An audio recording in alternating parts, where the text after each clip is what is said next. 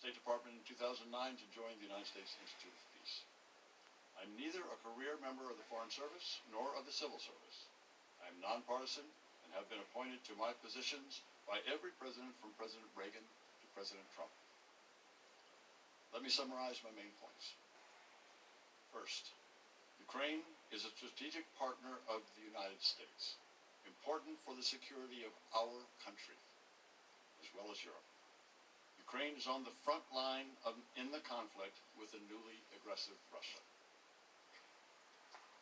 Second, even as we sit here today, the Russians are attacking Ukrainian soldiers in their own country and have been for the last 4 years. I saw this on the front line last week. The day I was there, a Ukrainian soldier was killed and 4 were wounded. Third, the security assistance we provide is crucial to Ukraine's defense and to the protection of the soldiers I met on the front line last week. It demonstrates to Ukrainians and Russians that we are Ukraine's reliable strategic partner. It is clearly in our national interest to deter further Russian aggression. And finally, as the committee is aware, I wrote that withholding security assistance in exchange for help with a domestic political campaign in the United States would be crazy. I believed that then, and I believe it now. Let me tell you why. On May 28th of this year, I met with Secretary of State Mike Pompeo, who asked me to rejoin the State Department and return to Kyiv to lead our embassy in Ukraine. It was and is a critical time for U.S.-Ukraine relations. I had served as ambassador to Ukraine from 2006 to 2009. Having been nominated by George W. Bush, and in the intervening 10 years had stayed engaged with Ukraine. Across the responsibilities I have had in public service, Ukraine is the highlight. And so, Secretary Pompeo's offer to return as chief of mission was compelling. Since I left Ukraine in 2009, the country had continued to turn toward the West. But in 2013, Vladimir Putin was so threatened by the prospect of Ukraine joining the European Union that he tried to bribe the Ukrainian president. This triggered mass protests in the winter of 2013 that drove that president to flee to Russia in February 2014, but not before his forces killed 100 Ukrainian protesters in central Kyiv.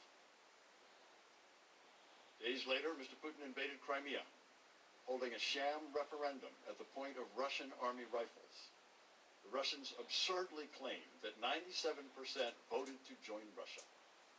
In early April, Putin sent his army and security forces into southeastern Ukraine to generate illegal armed formations and puppet governments in what we know as Donbass.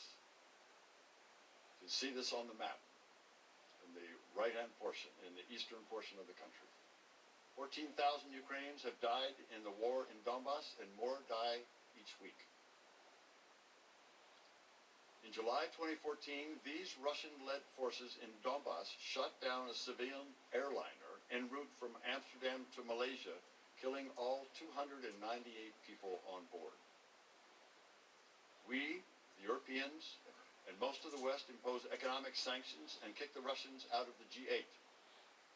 Beginning in 2014, we and NATO began to provide military assistance to Ukraine's armed forces in the form of training, advice, military equipment, and weapons. It is this security assistance that is at the heart of the controversy that we are discussing today. The pro-Russian president, who was run out of Kyiv in 2014, had let the Russian armed forces deteriorate to the point of ruin. In response to the Russian invasion, the new Ukrainian authorities, with an amazing outpouring of support from regular Ukrainian people, rebuilt the army nearly from scratch, spending more than 5% of Ukrainian GDP on defense since the war started. The whole Ukrainian nation fiercely responded to the Russian attack. The nation united like never before. A ragtag army developed into a strong fighting force, and the United States played a vital role. Since 2014, you and Congress have provided over $1.6 billion in military assistance to Ukraine. The security assistance provides small unit training at an army base near Lviv, in the western of the country. It provides ambulances, night vision devices, communications equipment, counter-battery radar, Navy ships, and finally, weapons. This security assistance demonstrates our commitment to resist aggression and defend freedom. During the 2014 to 2016 period, I was serving outside of government and joined two other former ambassadors to Ukraine in urging the Obama administration officials at the State Department, Defense Department, and other agencies to provide lethal defensive weapons to Ukraine in order to deter further Russian aggression.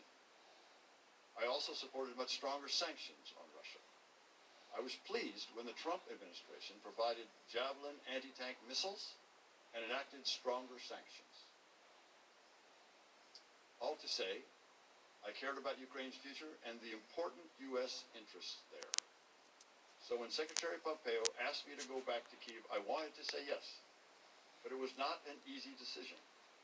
The former ambassador, Masha Yovanovitch, has been treated poorly.